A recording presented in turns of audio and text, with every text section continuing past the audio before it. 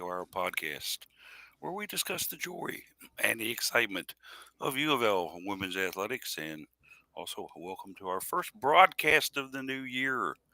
That's right, 2023.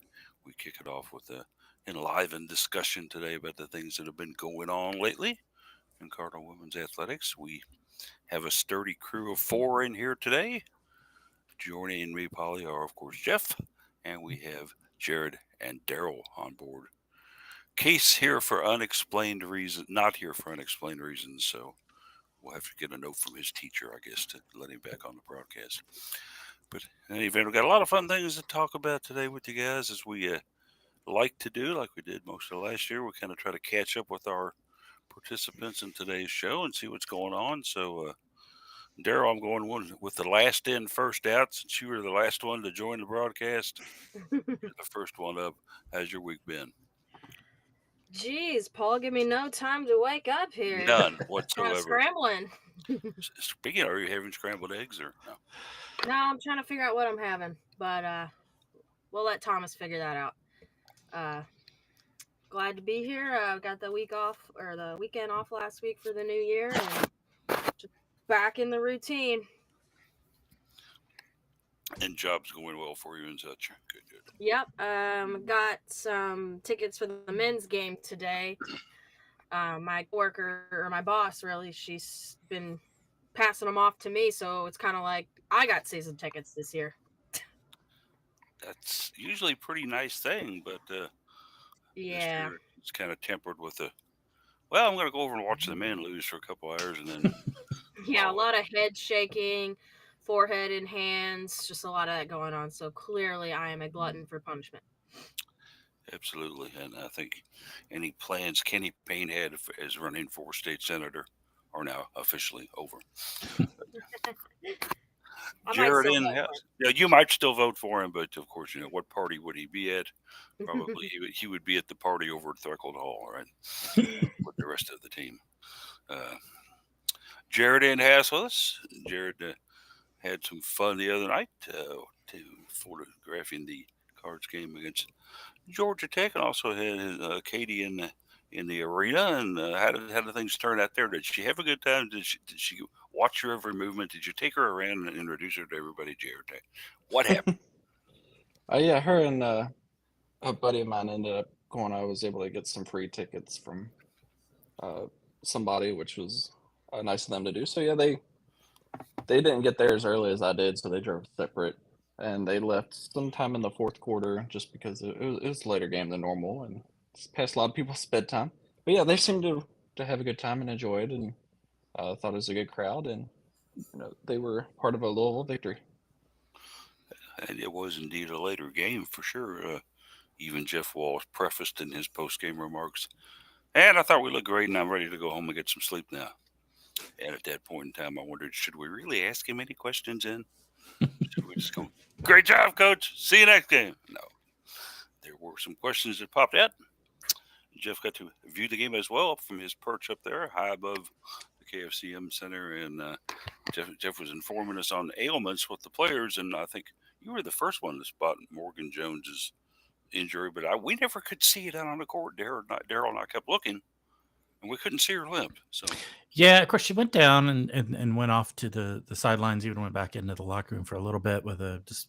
I think she just rolled her ankle. Was all it was. It was nothing big, but she did come back out later on. Came out to play. Got back out on the court, and I think she was still kind of favoring it for a little bit. But then by the time I texted you all, she kind of wasn't so much anymore. So I think it was still just a little sore and a little bit of reaction to it, but not much. But there were a couple of points where I was like, okay, yeah, she's clearly still favoring it, and then later on, I couldn't tell either. So I don't think it was too it's big a happened deal. before, and I've had it happen to me that the fear is worse than the actual injury. So yeah, Yeah, yeah. those situations. As for me, just a kind of an average, kind of normal week. We didn't do much New Year's Eve because we don't get out there on amateur night and party with the Yahoos anymore. But had a kind of a nice, quiet evening home, I think you could say. The rest of the week's gone well.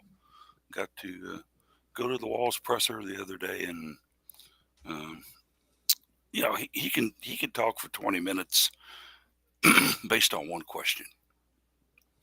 And why people asking more than one question is beyond me. Because all you have to do is just throw something out there, and Jeff it's almost like a prearranged script. He'll just tell you everything that's on his mind. So, but other than that, looking forward to today's broadcast. Got a little bit of the frog in the throat today, so hopefully I can get that cleared up. But as we normally like to do, we'll go to scheduling and Twitter. But since Case is not with us, we'll go to Jared, who will bring us that information. Take it away. Yeah. So stepping in for Case real quick. Couple things going on today. Rowing is going to be down in Sarasota, Florida. They don't have an actual time listed on the composite schedule, so it's assumed to probably be typically like a morning to early afternoon event. Men's basketball is at home again today. Wake Forest at 3 p.m. at the KFCM Center. Louisville women's basketball is back in action again tomorrow, and they get to stay home for the second straight game. They host Pitt at 2 o'clock. Big thing with this one is they are going to be recognizing the 2013 Final Four team. I'm not sure if that's going to be during one of the timeouts, halftime. They haven't really specified that part. So just make sure you stay in your seats. We want to cheer on that squad for all their accomplishments. What an amazing team that was, too. Oh, my. Absolutely. And speaking of the 2013 team, just real quick, we did get to see Monique Reed just last week. So that was a pleasant surprise, as I believe she's now back overseas again. Yeah, she and Emily Ingsler both same evening we're in the stands. Oh yeah. Monday, Tuesday, we'll give everybody off Monday and Tuesday. Nothing to worry about there. Skipping ahead to Wednesday. Swim and dive is going to be down in Knoxville. It says time to be determined, although I have to assume it's probably an early afternoon, early evening time slot somewhere in there. Men's basketball visits Clemson for a night game, 9 o'clock. Thursday, women's basketball is back in action again. This time they're on the road. They're going to be in Blacksburg, Virginia, taking on a Virginia Tech squad at 7 p.m. That Virginia Tech team's top 5 or 6 in the ACC right now, so it should be a fairly solid battle. Moving on to, also on Thursday, Swim and Dive will continue their event in Knoxville. That's going to go on for 4 straight days. Moving on to Friday, the Cardinal Classic for track and field will begin. That's going to be at the that newer indoor track and field event venue that's over there, kind of in the western Louisville area. It's going to be an all-day event on Friday, and they will continue that into Saturday as well. Same location. Swim and Dive will wrap up down in Knoxville on that one, and then men's basketball has a home game next Saturday. And that gets us to where we'll be with the show next week. So moving over to just going to hit Twitter real quick. Case, who's out, tweets out his best case scenario, BST, no E in the word best. Daryl, who's on with us again today, tweets out his Daryl Faust 4. That's the number 4. Don't spell out the word. Jeff tweets out as Card Couple Radio and Jeff McAdams. Paulie tweets out as Cardinal Couple, and I tweet out as Mr. Anderson Jerry. And that gets us caught up for Twitter as well. So there you go. Make sure and follow each one of us on Twitter. And I think some of the gang also, I occasionally go over on Facebook, but those are about the only 2 that I really get involved with. I know Jared goes into a couple more. I think Jeff does as well, of the online sites and platforms and such that you can express things. Yeah. I have an account on Instagram, but I never post to it. But then I'm kind of pulling back a little bit on Twitter, given craziness there. I've got a Mastodon account that I use that I've started to use a little bit more for that type of stuff. So, yeah. And I haven't checked out Mastodon yet, so that might be one of the things I endeavor to do in the 2023 year. I am on Mastodon. I am jeffm at sdf.land. SDF like the airport code. So for Louisville, and it's a server that's based here in Louisville, or run by a guy here in Louisville. I don't think it's actually in Louisville, but yeah. Am I showing my age if I don't even know what that is? I've never even heard of that.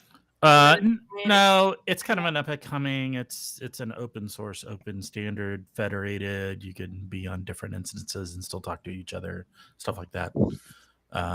there's a fair number of people that are moving over to it from Twitter, given the craziness that has been Twitter recently. So Right.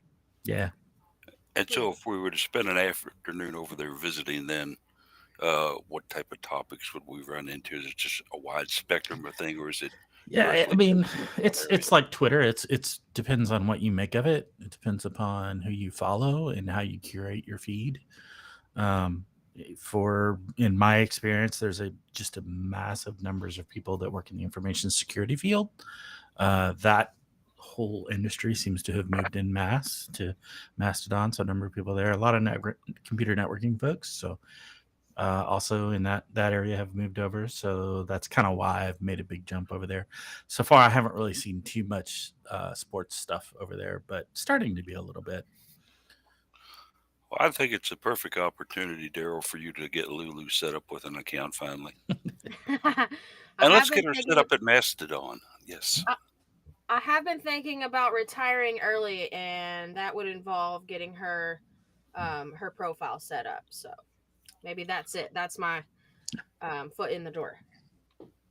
Yeah, I would watch it for the first couple months, really, because of the guys out there. You know, unless you have a clearly based picture of Lulu saying, "This is Lulu. This is a cat. Do not send her IMs asking her for a date. Do not asking her what her bra size is. Do not ask her anything that might get you in trouble with her proud owner." Can't Ah, be too careful with the youngins these days, right? right. All right. Well, that's fantastic stuff then. And when we kind of take a look at 2023, I think there are some questions maybe that we've got about sports and Cardinal athletics in general. One area, though, that I don't think we've really got any major questions right now is how the Louisville women's basketball team is doing. They uh, are not having the best of seasons, but it's still not a bad season at all. They had a couple unexpected stumbles, and I think they may be not as good as past teams we have seen, but I think they are a team that will be reckoned with by the end of the season. So if you've got any dispute on that, certainly let me know. I think it's a team that will, hey, when they're on all eight cylinders and they're rolling good, they're a very, very tough team to handle. Well, it's pretty nice if we can get A players out on the floor. Yeah, That's a bit of an advantage. yeah, Yeah, if we can do that, yes. Or someone to score in double digits yeah, other than HVL. Yes. yeah. And, we see it occasionally at Cochran. Occasionally we'll get a nice surprise, and then CC Carr will step up and have a fantastic game. So you have some players who occasionally arise to where we can gush and brag about them.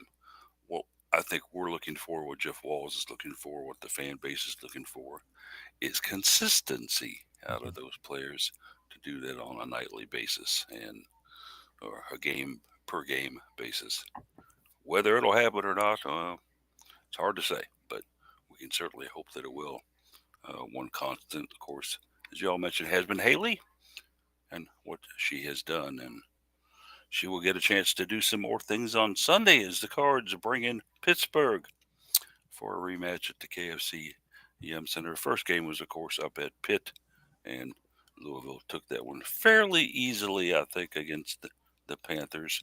This will be a 2 p.m. game. The Panthers will be coming in here at 7-8. They are 0-4 still in the ACC. Louisville at 12-5, and also 3-1 in conference.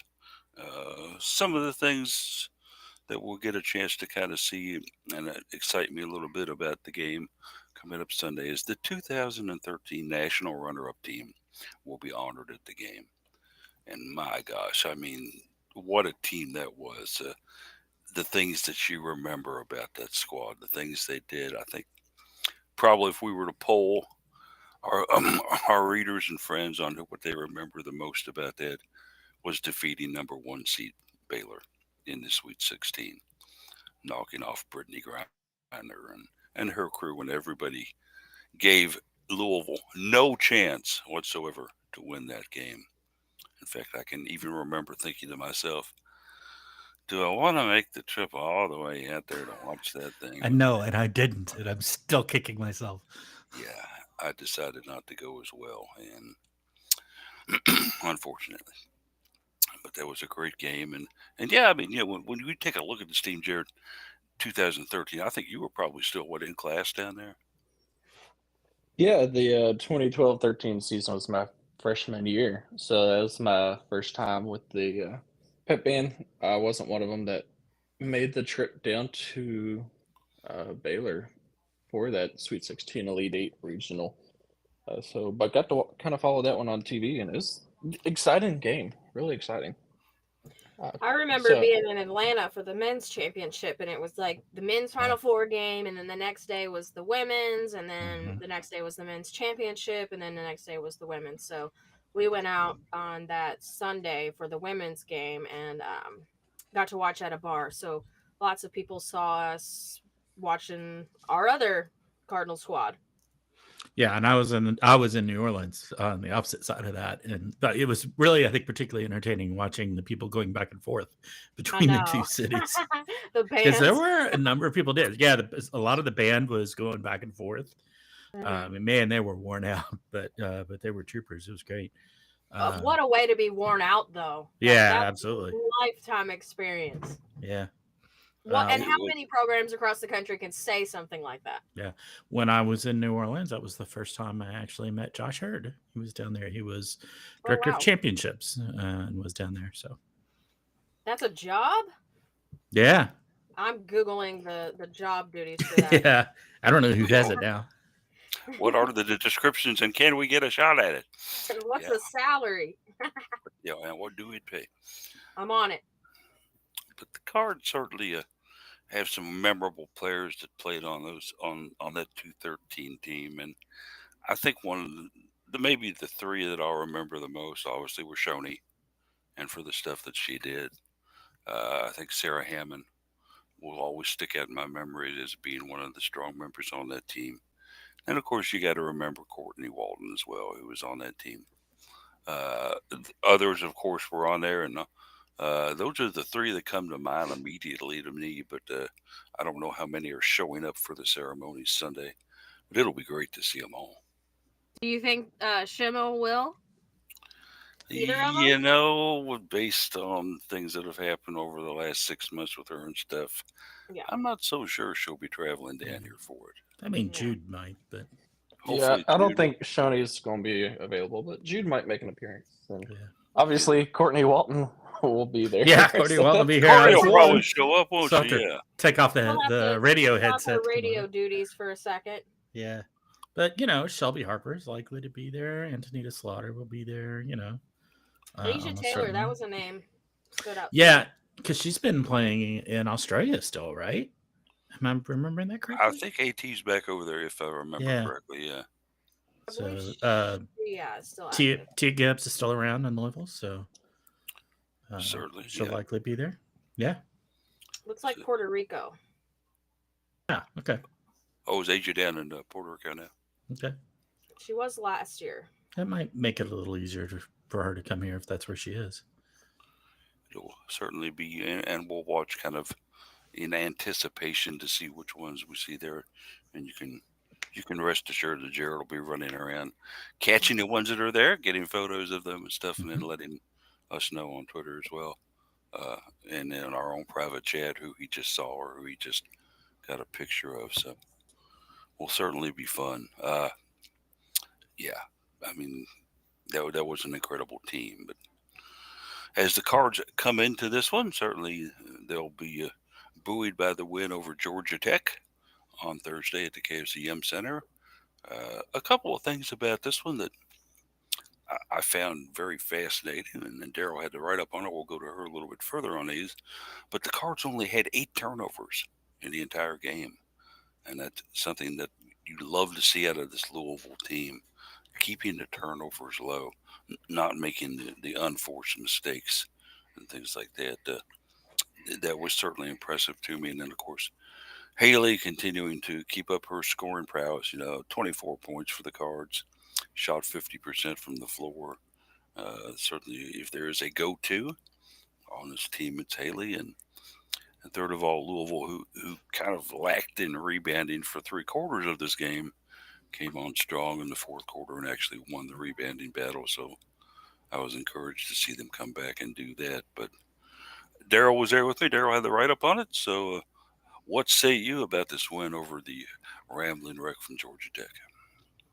Yeah, you mentioned the 8 turnovers, and something stands out to me is like Haley had 5 of them. So imagine if she just held that to one. I mean, but then again, when the ball's in your hand most of the time, you're bound to commit most of the turnovers. Not saying it's never going to happen, but I mean, I think I've seen a few games in the past where she's got, a little bit up there in the turnovers. So that's something that she could clean up on her own, and I think she's willing to practice that and get better at that. She mentioned in the post game that the reason she came to Louisville was because of the dog mentality that the program has, and I was just really happy to hear her say something like that. It's just interesting to hear what a Washington native, what their perspective of a Louisville program would be, and I mean, that's all attested to the players that have come through this program and Coach Walls and what he's built. So I think Haley's willing to improve that number and be a fighter for her team. But we can't rely entirely on Haley to win these games, and it's kind of looking like that's the case here recently. When I walked into the Yum Center Thursday night, I was just thinking to myself that this team is beatable, and I'm not sure how far I think they'll go in the tournament this year, which is not normal for Coach Wall's program. We're used to maybe 5 losses in an entire season, not so far as to be through December and that be the case. Or I guess it was January 2nd or 1st last week that we lost to Duke. So, um, regardless, this is a team that is beatable and has some room to grow, and I think that they're still struggling to find someone to go to on offense. Haley and Olivia, this is their team, and we've said this for years that this is the way it's going to be. We're going to see those two just grow together and it become their team. And now that they're juniors, that's starting to be the case, but something's just not meshing well yet. It was a struggle on Thursday night. The rebounding was just atrocious in the first quarter. I think it was like 6-1 at one point, then 8-3, getting out rebounded by Georgia Tech. So we just need the bigs to get the ball more and have more possessions. And if it weren't for a second quarter where the Cards held the Yellow Jackets to 8 points, they wouldn't have won this game. That was the difference in the game. So I'm just hoping that they're able to get their feet under them and Crystal and Carr just find her shot. I mean, she struggled Thursday night. There was a shot at the end of the quarter or into the half that she put up and it looked good. It went in and it came right back out. So that's deflating going into the halftime when she was struggling to get the ball to go in the hoop anyways. Um, so Carr just needs to get the motor running a little bit more. And Casa Robinson, we rely on her mostly on defense, but there's some shots there that you think that they need to go in. She's a 16th year senior, and she has 4 shot attempts, and only one of them go in. Mind you, the one that did go in was very important, but it felt like it was rushed a couple times where the offense just waited too long to get a play going, and they were going deep into the shot clock, and they just had to chuck something up. So I think that Casa really needs to get those shots to fall. We don't rely on her on offense, but it's time to step up and just be reliable when we need a couple points here and there. Because I mean, right now the team's kind of scraping by in this league, and that the chances of hosting postseason are just dwindling away. We were actually awarded with getting Casa in the post game Yeah, pressers too, which surprised me.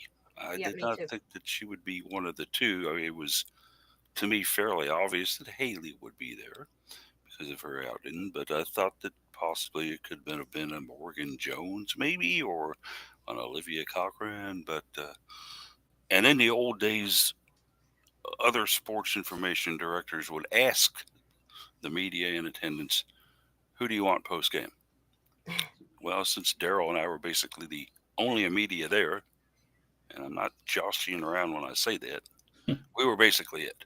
Okay. Uh, if they had asked us, we probably would have said Haley and whoever, but they no longer do that, and probably with good reason because I have noticed that this year that the media attendance has just not been what it used to be for Louisville women's basketball. So shame on our fellow media broadcast people out there and such. Get out to the games, cover this team. This team's doing a lot better than any of your men's teams on campus. So come on, True. give But them a I little bit of. felt like Coach Walls was kind of over it Thursday night, just a short media session, and he's just ready to get back to work. They got the win, ready to move on. Yeah, and I usually like to ask him his first thoughts about a contest, and he goes, "We won." That's big, you know. I could almost imagine a dimly lit nightclub and the drummer all of a sudden goes dum dum. Make But sure you jot that down, Paul. yeah, absolutely. And if he does the same thing Sunday, I will. Cards win according to Coach Walls. But the other thing, Paul, was we noticed that Georgia Tech didn't start their two leading scorers in this one, so that was kind of weird. I thought. Anybody else have thoughts on that? You say we Yeah. noticed that. I think you noticed that, Daryl, because I certainly didn't. Yeah, I Paul and I noticed did. it right off the bat, Oh, and Paul, you I did? Okay. All discussed it right. with Gerald because Cameron Schwartz, who was a part of the portal who came into Georgia Tech, was an incredible basketball player at Yeah. Boston College, and I think set their season high last year in points scored, where she had I think almost 50 points in a game. An incredible shooter, and then Bianca Jackson out of Florida State was a very integral part of those teams down there when she played down there for Sioux Samurai. Both of them had played in the embarrassment that Georgia Tech had when they faced Florida State in the game previous to playing us, but did not start this game. Although they did come in eventually. Daryl was surprised, but I know I was surprised that they didn't start. And then I, of course, in my stupidity, I always like to go down and talk to Jerry Abramson before the game a little bit. And he'll always ask me, who do we need to watch on their team? Who do we need to watch? I'm like 1 and 10. Swartz and Jackson, those two.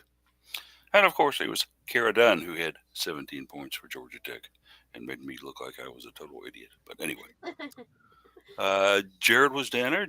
Jared, this Georgia Tech team, I don't know if they came out there with the hung dog attitude or not, but I think there was a lot of inspiration on the bench.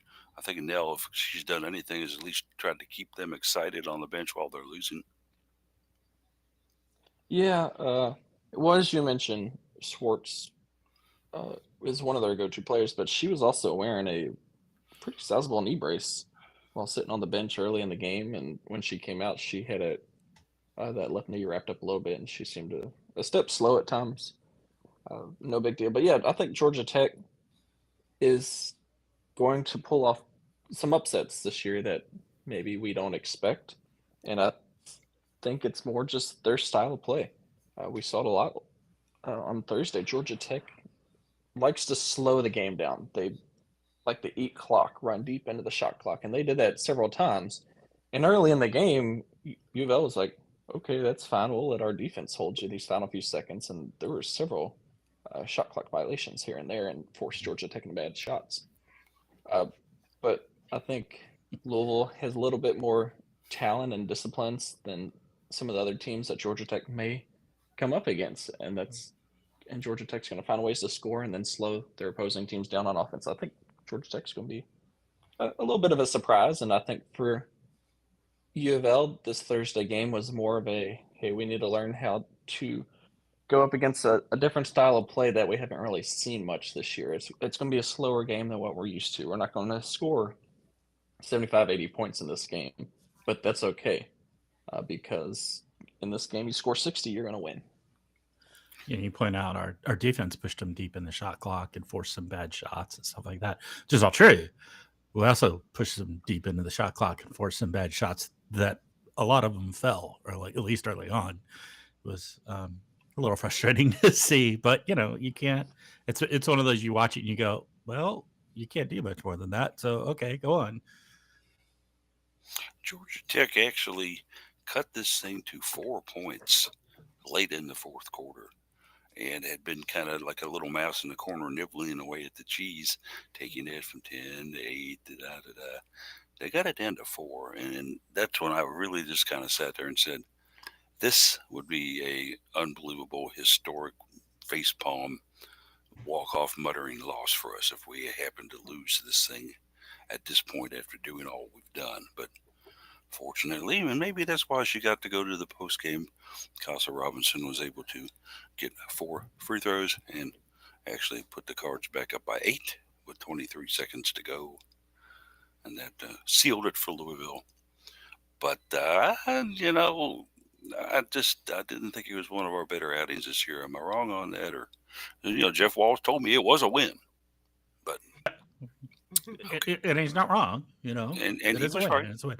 And I think his way of saying that is kind of his way of saying, no, it wasn't a particularly great outing, but it did end up in the win column. So we did some things right. There's still some things to fix. I think we all recognize this team still has some warts they need to get cleaned up and get fixed. And I think his way of saying that way is his way of acknowledging that, yeah, okay, we still got work to do, but we're winning now, which we started out pretty badly in that respect in the season. So we're starting to get some things in the win column. You can see the improvement in the team and the way they play, but they're not. This is not a finished product by any means yet. So I really want to see Morgan Jones turn it up a notch and just get that Emily Ingsler mindset, because she's got the drive and the power behind her. It's kind of chaotic. yeah, Um, that's the trick. I agree. Yes, she could be an incredible weapon, but she feels a little out of control to me right now. yeah, she is Yeah. fast. So She super fast. Oh my god. she takes up a lot of space on the court, and she can push Yeah. ahead of a defense. But when she puts that layup up, sometimes it's just too strong. And they played Duke last weekend and lost. Morgan Jones only has 4 points. Uh, it just Yeah. seems like there's a lot of potential there for her to make a bigger impact. And she's kind of running out of time. Yeah. I think I posted in our group chat. I said she's trying to play like Jazz Jones played, but not quite pulling it off. Right. Having this spectacular effects that Jazz had. I mean, Jazz Right. made even the smallest of stuff look pretty dramatic and Yeah. sensational. She had that skill and ability to do so. Plus, her enthusiasm was, of course, over the wall, Right. fantastic. Jazz could, and just to kind of go back a little bit years ago at softball, Jazz happened to be sitting up there near me. We were watching a softball game, and somebody hits a foul ball out of the stadium. I And remember Paul. Jazz looks at me because what do they do with those? Because I guess I don't know what they do with them. Jazz goes, I'm going to go get it. Jumps up, runs He down the always wants steps the ball. from the top of Ulmer, runs all the way down the steps out, and then comes back about 10 minutes later, slightly out of breath, holding the softball. Said, I got it. I said, Jazz, they're going to hit about 4 or 5 of those a game. She goes, I'll go get them. She heard that you get snow cones when you go and get the foul balls. Yeah, she was. Give her a yellow shirt and let her go. Absolutely, and she was. She was also leading cards chance, so Yeah. Yeah, oh she yeah. she embodied Louisville athletics Yeah. entirely. So if Morgan Jones can get the voice that Jones The Jazz Jones okay, I'm mentality. getting confused. I can't say Jones and Jones. If Morgan could get the voice that Jazz had and just kind of lead this team as well, because we're relying on Haley. And I'm just looking at the stats sheet from against Duke, and I don't want to harp on the loss, but you're not going to win games just outscoring the opponent in one quarter, only having 2 free throw attempts. Haley went 1 for 9 from 3, but still had 23 points, the only double digit scorer. I mean, this is just frustrating stat sheet to look at because there's Yeah. so much potential here.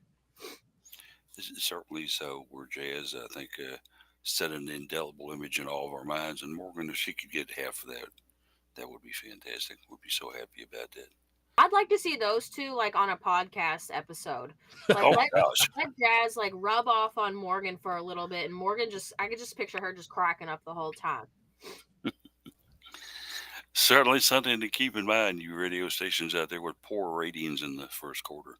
Jones and Jones. Start Jones and Jones. Certainly something that could do. It would be fun just to moderate that, wouldn't it? Oh my gosh. Absolutely. If you could get Jazz, a word in between Jazz. Jazz, would you shut up for 5 seconds so the Morgan could say something? No, I think that it would be fun, indeed. But yes, the Cards kind of dominate this series. I think you could say against Pittsburgh, they lead it 24-2. Louisville has won the last 20 matchups against them. The Cards, of course, when they joined the ACC, they're 16-0 since that time against Pittsburgh. And I'm trying to remember back when Pitt had a good team, and golly, boy, I just can't come up with anything. Louisville 11-0 against them. Obviously, the KFC Yum Center when they met last December. The Cards beat them 77-63. This was up at the Peterson Events Center, that multi-purpose facility up there where we certainly love to watch a basketball game there because it's a really, really great facility to watch basketball in. A game where Haley went out for 20 points against them last year. Took that game in control. Olivia Cochran with a big game, getting 11 points and also had 13 rebounds. The last time we met Pitt, a double-double for O there. So the Cards, I think, I'm not going to say go into this one overconfident, but I think they go into this one, Jared, kind of thinking to themselves, we've been there, we've done that, we know we can do this, we just need to go do this, maybe. Yeah, after you already went up at Pitt earlier this year and won quite nicely. I think it was it like a 24-ish point win, right around there. So, I mean, it definitely builds your confidence when you know you're going to face them again. And pretty much the entire game, you just had them outmatched and outplayed. Except this time, you get to play at home in front of your own crowd, which just is going to make it that much easier and better for you. I think the trick in this one is making sure you don't overlook Pitt because of the Virginia Tech game that's coming up, but also don't be overconfident as well, knowing that you beat them earlier this season.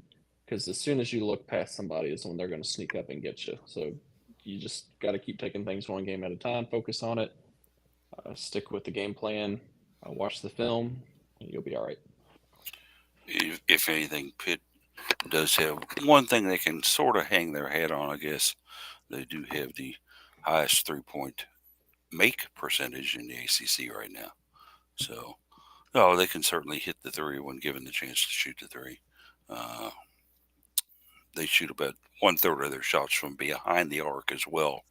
So let's certainly hope that they don't come down here and decide they like the KFC Yum Center rims and bang in a bunch of those against us. 3 points are always better than 2, right?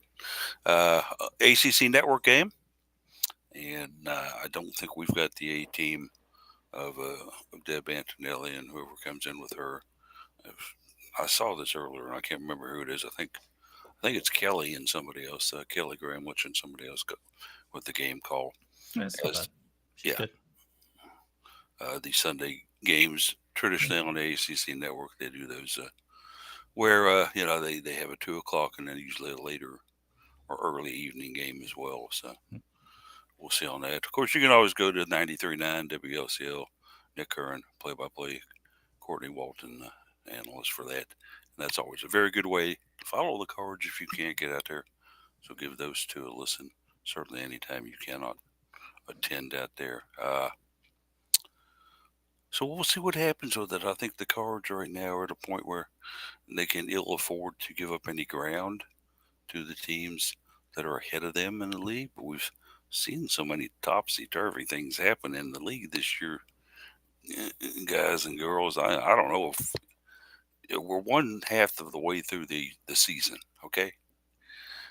And what's going to happen in the second half of the season? Don't ask me because I don't know. I have no clue. Yeah, that's where things start getting interesting. and we'll have to wait and see who steps up. I mean, I'll start with Jared because Jared follows a lot of this stuff. Some of the candidates you think that might step up in the second half of the season and say, "Hey, look out! Here we come!" and we're getting ready to play some really good basketball. Just anybody at all, Jared, that you want to mention that you have thoughts about? I want to say Nyla Harris. Yeah. She certainly has looked like a freshman quite a bit out there, but these last few games, it seems like she's starting to find her footing a little bit more. She still needs to learn how to be more aggressive. She needs to remember that she's got to move around on the court on offense. You can't just stand down in the paint and not ever move because you're going to get a 3 second call, but you're also just never going to get the ball. But she's definitely shown some bright spots, and her physicality is starting to come out a little bit here and there. But so I'm going to go with Nyla. Nyla is a very good choice and has certainly been very impressive as a freshman for the UofL out there, coming in her spot performances out there. Whether she's ready to crack the starting lineup or not yet, that's not for me to say. And certainly, I don't see the practices. I can't tell you what goes on there. But what I've seen of her during game performances, she comes in confident. She comes in full of energy, and I think that's a very key thing, Daryl. Anybody else that I'm maybe uh, forgetting here and thinking I might come up and have a strong second half for Louisville? I'm with you on Nyla, Jared. I think that the team is excited about her. They can feel her energy. Casa and Haley both mentioned, praised her in the post game on Thursday. So I think Nyla is a huge boost on offense off the bench. I mean, either on defense too. She's long. She takes up space. She goes for all the rebounds. I think I mentioned in the recap that when she was injured in the game in the first quarter, she's the reason, or she grabbed 3 rebounds for the Cards and out of 5. So, and she just played 3 minutes in that first quarter. That's just a huge impact to come in and start getting the ball back for your team. And I'm really excited about her, and I think she's excited. I don't think she cracks the starting lineup because she is young, and I just think that the starting lineup we have is kind of just set, and I'm not opposed to that because I think that they're mature and they work well together to start a game, and we need somebody to come off the bench and be that spark. True point. True point indeed. It's always good to have that energizer bunny off the bench that'll help, and we've certainly got it in her. Jeff, what say you about this? Is there anybody we're forgetting here that could kind of step in there and say, "Hey, I don't get a lot of recognition, but this is my time," and have a big second half for the season? Yeah, I think there's. I'm going to call out two because I think they're similar in a lot of ways. I'm going to start with Marissa Russell. She was the first one I thought of. I don't think she's going to be a big star. I don't think she's going to get 25 points a game or something like that by any stretch of the imagination. But she's shown that she can come out and be a solid contributor. And can really alter the way the game is played a little bit. She's got some height, she's got some size. She still has a few bit of kind of thinkos on the court where she's just like, why did you do that? But if she can clean those up a little bit, I think she'll be a pretty impressive contribution. Um, and then some a little bit differently, but similarly in some respects, I think Norika Kono. Obviously, we've talked a fair bit about how she's put a lot of emphasis on her studies recently. And I think basketball has taken a little bit of a backseat to that, which is fine. I have no problem with that. More power to her. Wish her well. Um, but I think that she, and Jeff Walls calls her out for having such a great basketball IQ that she can come out there and she can, I think, make an impact in, if the team is struggling and in that just flailing, she can come out there and be a calming force for them a little bit and kind of put some things back together for them. She's starting to have more and more impact in that respect, I think. So, again, I don't expect her to come out and score 20 points, but she's going to come out there and she's going to change the way the game is going, potentially for the better for us. And it was so great to see her hit a three with her parents and Yes, sister in the stands when they absolutely. came over to watch her play. Yeah. One of the things about Kono too that the Walls kind of relayed to the media a couple nights ago is that he will actually go to her before a game and say, Narika, how do you feel? Do you feel like you want to go a few minutes tonight? Is everything good with you? Can you give me 10 minutes if I need you? And she'll be quite honest with him. And sometimes she'll say, no, I don't think I can tonight. Or, yes, I can do that for you, coach. Yeah. Now, I've never really heard it that much about a player, but it's certainly indicative, I think, of the trust that Jeff Walls and the respect that Jeff Walls has for her, where he's going to say, I want to do what's best for you, Naroka. Can you do this, Narika? Can you give me 10 minutes if I need you? Yeah, that's a trust and respect that is fantastic to see. It's the type of approach, I frequently end up comparing coaching to, being a manager. I'm a manager in the role, in my professional role, and I take a lot from that. And that's the kind of approach that I would like to be able to take, to go to, the folks that report to me and say, hey, okay, where are you? Where's your headspace? What's the situation? What can I do to help you be the most productive and be the best person you can be in this role? And I think that's a fantastic place, that when you can get there with that trust, with that respect, with that honesty, and accept the honesty and the truth for what it is, without any ulterior motives, and then that it can be a fantastic interaction. As we look at the ACC conference halfway through, and we look at some of actually, this ACC schedule's not halfway through, but the season entire for most teams is halfway through. Looking at the ACC, 3 teams on top, undefeated still, with Duke, Florida State, and Notre Dame. The Dukies in, the Seminoles at 4-0, Notre Dame at 3-0. Right behind them are the Cards at 3-1. Not bad when you consider the teams in front of them. Notre Dame and Florida State and Duke have either lost only 1 or 2 games. Louisville with 5 overall losses. That's pretty incredible that we're in 4th place right now. But we are. Virginia Tech right behind us at 3-2. And then you have kind of a log jam, as it were, at 500, okay? At 2-2 in conference, you've got Virginia, North Carolina State, Syracuse, Boston College, Clemson, and Miami, all at 2-2. So certainly there is a congestion at that part of the expressway. And then to the bottom quarter of the league there, Wake Forest is 1-4. And then winless yet in conference play are North Carolina at 0-3. Georgia Tech and Pitt at 0-4. North Carolina is 0-3. Yeah, there are some prizes there for me that they are 0-3 in conference, yet 9-5 overall. Yeah. So that's one of the major surprises for me, as you all heard that, and kind of want to look at that and stuff. What's your major surprise? And this is not anything that we're expected to be used to in conference play, is it? Mm-mm. And you don't think Morgan Jones is sitting there reminiscing on her time at Florida State, with Florida State 4-0 in the conference, right? You gotta wonder about that. Yeah, she's like, what would I be doing on that team? Being the leading scorer last year and second leading rebounder. Yeah.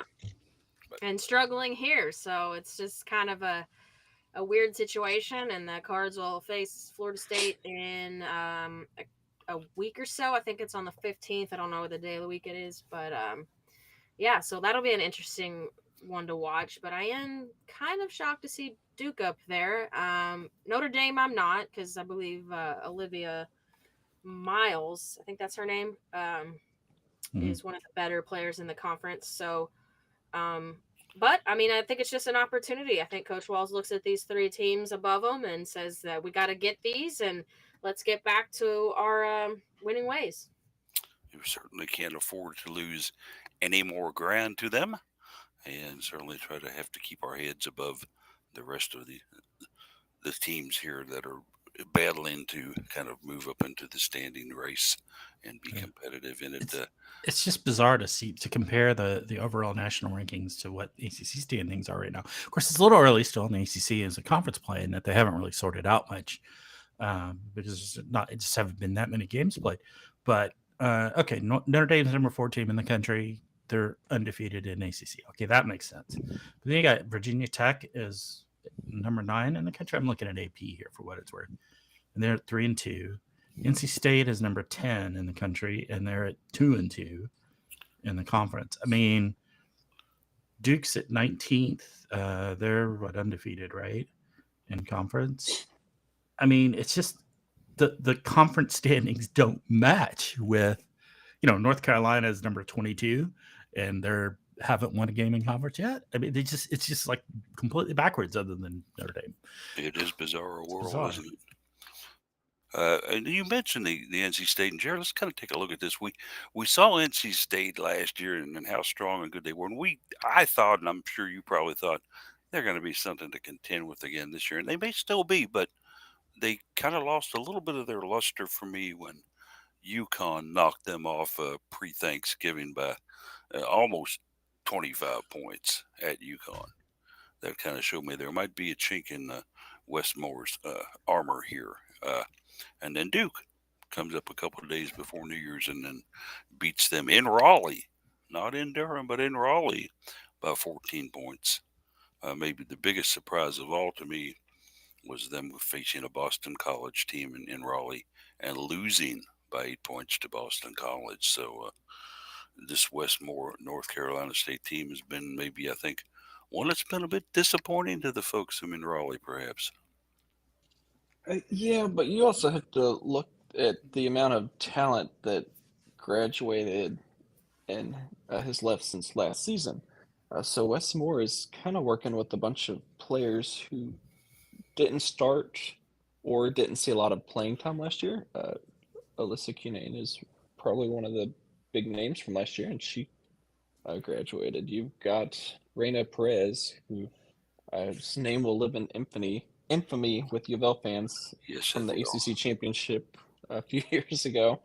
I believe Kai Crutchfield graduated, and I want to say maybe Kayla Jones or Brown Turner, one of those two may have also graduated. So he lost a lot of talent.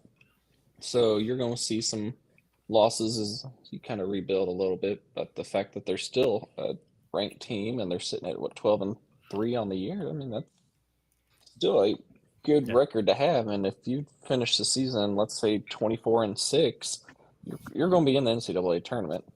So they had a couple of funky losses here and there, but I don't think they're having a down year. And let's call out on that UConn loss. That was back in, what was it, late November, right? I mean, they'd had some injuries at that point, but they hadn't really been fully bitten by the injury bug like they have been at this point. So losing to UConn back then was not bad. I mean, they were still a pretty decent team. At this point, they're so injury depleted. Like, they were supposed to have a game today, and it got postponed because they couldn't field the team. They've got, 6 They had 6 active players. Yeah, wow. And their coach. And coach is hit and miss. Oriema has been hit and miss on whether he's available to even coach them. So, yeah, they've been snake bit this year. So I kind of feel for them. But back in November, they still were, a pretty decent team putting in a pretty decent product out on the court. And I don't say that to slam them now. It is what it is. They've dealt with injuries, and sometimes that happens, and it sucks. But yeah. It's crazy. We'll play a little quick rapid fire guessing. Are you right or are you wrong on this? All right, Jeff, tell me who is the leading scoring offense in the ACC right now. I'll give you 4 teams to choose from. Okay. Notre Dame, Syracuse, Florida State, or North Carolina. I'm going to guess Syracuse. Third place, sir. I'm sorry. It is Florida State, averaging almost 89 points a game. I was going to guess Florida State. There you go. I was going Notre Dame on that, so I was off. Yeah. Okay. Let's go now to the other side of the bracket. Scoring defense. Who is allowing the least amount of points per game in the ACC? Daryl, I'll shoot to the shoe, but everybody else is welcome to give their responses on this as well. Is it Virginia Tech, Virginia, Wake Forest, or Duke? I'll go with Duke. And bing, she nails it. Duke, allowing a mere 50 points a game so far. Yeah. Wow. That sounds more like us. Yeah, it does. Did you guys guess similarly correctly, or? I was going with Tech. Scoring margin, I think, should be fairly obvious between Notre Dame and Virginia Tech and Florida State, and even Duke in there. Scoring margin, but we'll see what you think about this, Jared. Who is it that's got the biggest scoring margin? Come on, Jared. Can you give me the options again? Because I'll throw them right by you one more time. You got Virginia Tech, Florida State, Notre Dame, and Duke. Biggest scoring margin. well, I don't think Duke scores that much. So they may allow 50 points a game, but I don't think they were scoring that much. I'm either going to say Notre Dame or Florida State. And I think Notre Dame topped 100 a couple times this year, if I remember correctly. So let's go with them. Oh, he does it by the process of elimination and comes up with the right answer in Notre Dame at a margin of almost 25 points a game. I was going to say Notre Dame. I'm pretty proud of myself on this quiz, guys. Darrow is knocking this down, and certainly one of those silent majorities that's coming in after the fact and claiming victory. We love it. Well, Darryl, while you're answering questions correctly, is Louisville going to win a national championship this year? Yeah. Oh, come on. I was predicting things the other night, and Darryl said, would you now visualize me winning $1 million? Let's say. Dude, Paul twice. How did that lottery he ticket missed turn out? and he received. The first one was Georgia Tech coach. He said, "Where is she?" Because the team had just run out on the court, and we were still waiting for her. Boom! She appears right behind his head.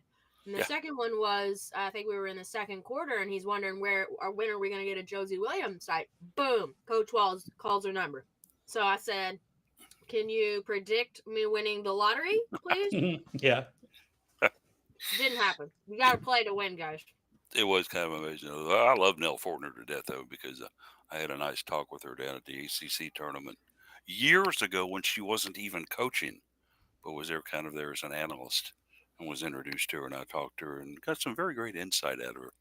And one of the things I think I remember asking her is, coaching, is it in your future? Will you ever go back to coaching? And at the time she said, I'm having so much fun now just going around doing this. I don't think I'll ever coach again. Well, now you lied to me. But anyway, SpongeBob, 5 minutes later. Yeah. And then, in a sudden turn of events, it was Nell on the bench. Free throw percentage. And we've seen some good teams shoot free throws against us this year. Yes, okay. not us. Not us, certainly. I should ask you, who's the 14th? No. The top free throw shooting team in the ACC. This might just maybe. No, it surprised me. But somebody is shooting almost 78% from the free throw line. Is it Duke, Florida State, the Cardinals, or Georgia Tech? Who you asking? I want to throw this one back at Jeff this time. I'm going to guess Duke on that. Ooh, very close at second place at 77.2%. Yeah.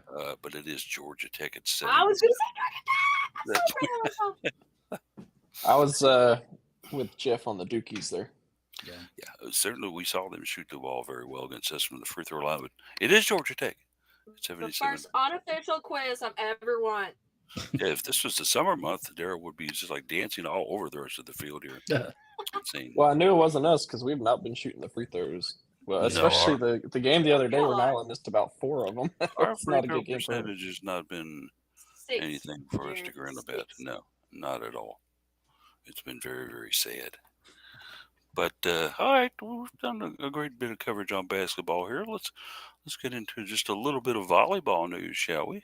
As we found out that the Cards are going to have somebody come into the program, a pretty decent outside hitter, from what I understand. Jeff, tell us more about this. Yeah, Charity Looper has announced she's coming here. She is a 5'9", she's a bit undersized, but she's an outside hitter, also listed as an opposite. I presume she'll hit left side for us. I don't think she's going to displace Ika from the right side, but 5'9" opposite. She hit 242 percentage last year, which is good, but not spectacular. She hit 289 her freshman year, which is pretty good. What I did find out is that she basically for this past season was playing on a torn meniscus. So she's basically playing with one leg and hitting, you know, almost 3 kills per set, 3.3 kills per set, 3.4 kills per set. So, that's not bad. If she can get that healed up, I think she'd be potentially a really great player. She's very athletic. We need a little bit more outside love. Graduate Claire Chaussee, so we could use that. So she's going to come in hopefully and be a great value for us. She has 2 years of eligibility with us. This will be her junior year. So yeah, should be fun. I don't know if she'll be here this month or if she'll come like in May. I think maybe they snuck under the wire for her to get here this month. So hopefully, just get some time with the team. Get to be able to play spring ball a little bit as well. Get settled in with the team a little better that way. We've certainly had some success with Pac-12 transfers Yeah, to Louisville in the past as well. So yeah, absolutely.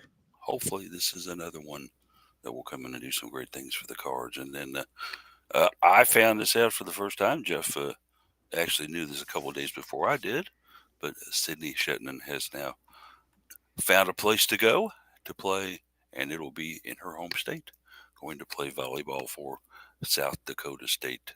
Mhm. Surprises here, guys? I don't know. Nope, not in the slightest. And yeah, I didn't think she would end up somewhere like Boston College, okay, or San Diego State or anything like that. So I'm glad to see her back home because she has an incredibly huge fan base in the state Yeah. of South Dakota. Yeah, And she'll do well there. And certainly at 6'5", I think working on her game a little bit. I still think she should have concentrated on one sport here, and maybe she'd still be with us. But you never can tell. It's just one of those things that happen in life. She wanted it. She tried it. I doubt she regrets it. And now she moves on to phase 2 of her life. And then maybe last a couple of things here in passing before we get on out of here. The Cards are in 4th place right now in the Capital One Cup. How about that then? It's the Women's Capital One Cup. Certainly they're not taking into the men's results into this thing. North Carolina on top. Texas in 2nd place. UCLA in 3rd place. We are in 4th place, and there are 6 out of the top 10 from the ACC. So certainly the conference is doing well on the women's side of athletics, are they not? Absolutely. Yep. And then I guess we can talk a little bit about Amina Ekik as well, who's going to miss a little bit of the 2023 preseason. Of course, a great Louisville women's soccer player who's done some wonderful things for the Cards in her time here, and then actually played for Racing Louisville FC. She's going to miss a little bit of time with a fractured ankle, and that's just my first thoughts on that was ouch. Yeah, That's got to hurt a lot. But yeah, she is on loan from from Racing Louisville FC to I don't remember the name of the team, but it's in Melbourne, Australia. She's been enjoying some extra summer. So both ouch that it's a fractured ankle, and man, that sucks to leave summer to come back here to winter. So yeah. But I've never had a fractured ankle, so I don't know really how long the recovery time and the process is. And then certainly with the advances they've made in technology on as far as medical recovery and things like that, you would think that certainly a fractured ankle in the year 2023 would not be nearly as bad as one in the year 2013. But well, don't forget she also tore her ACL in her time at Louisville, so she's no stranger to injuries that take some time to recover from. Yep. So pure confidence here that she'll be able to come back and take care of it. And that's it. I think we've covered quite a bit here on the show today on the podcast, and we'll go ahead and kind of roll into some final thoughts now. Since Daryl did such a sparkling job on her own score sheet on the quiz we had a little bit earlier, we're going to let Daryl start out final thoughts. I just want to wish everybody a happy new year, and looking forward to just a bunch of UofL events this year and just making my home more mine and just trying to take it easy. I'm glad to still be here with Cardinal Couple, and I appreciate you guys and everything you do, and having me out at games and having me on the show. So that is my final Good. thoughts. Well, we're certainly thrilled that you're with the team full time now, as we like to say. Of course, always been a great contributor throughout the years for us, and certainly we're also very happy to see that your life is kind of getting to a spot where you're comfortable and happy with it, and things are going your way No. because you certainly deserve that, and we certainly hope that that continues for you. And if there's anything we can do to prevent that, no, I'm kidding. If there's anything we can do to encourage that, certainly reach out to us. You got yourself four brothers here with the rest of the crew, so Aw. Thank you, Paul. That means a lot. not a So I'm gonna call problem. you guys when I need to move the next fridge or couch or something. And And my engineering skills are fantastic in moves. I can sit in a comfy chair and tell you all exactly how to do it supervisor. and never get it wrong. All right, Jared, what do you got for me in final thoughts? I'll kind of semi mirror what Daryl said and just hope that it turns out to be a great 2023. And we saw plenty of successes with Louisville women's athletics in uh, 2022. And I hope that they will continue and maybe even reach beyond those successes in this coming year. So, plenty more to talk about and celebrate. Absolutely. Let's Amen. hope that that's the case for sure. Jeff, what you got for us? Final thoughts wise? Yeah, a couple of quick. Some we were talking about Amanda Akic, pro in soccer. So let's hit some quick notes on pros for volleyball.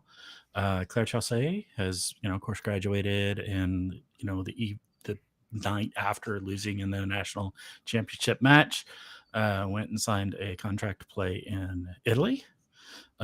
She will probably meet up there with Raquel Latharo, who has also signed a contract to play in Italy.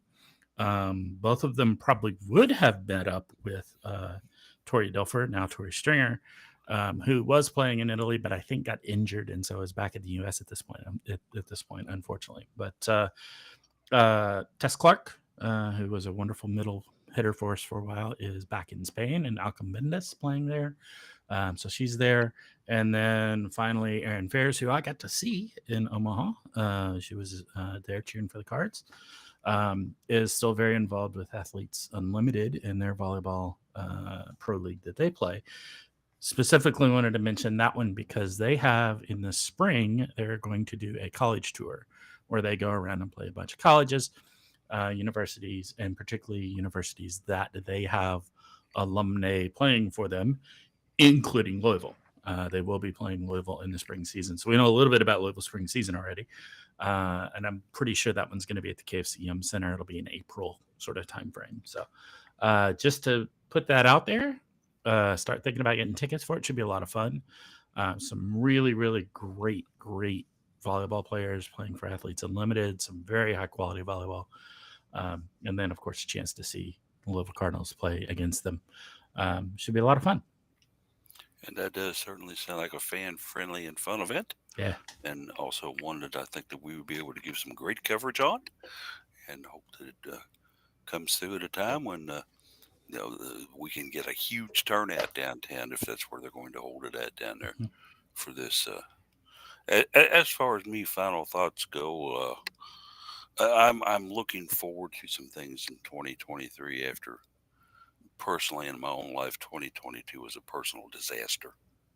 I had some health issues that kind of hit me off guard, kind of shook my core and my foundation, and made me basically wonder if I would be around to see 2023. But I am at a point where I've been kind of stabilized in things. I have some promising things that could happen for me later on this year.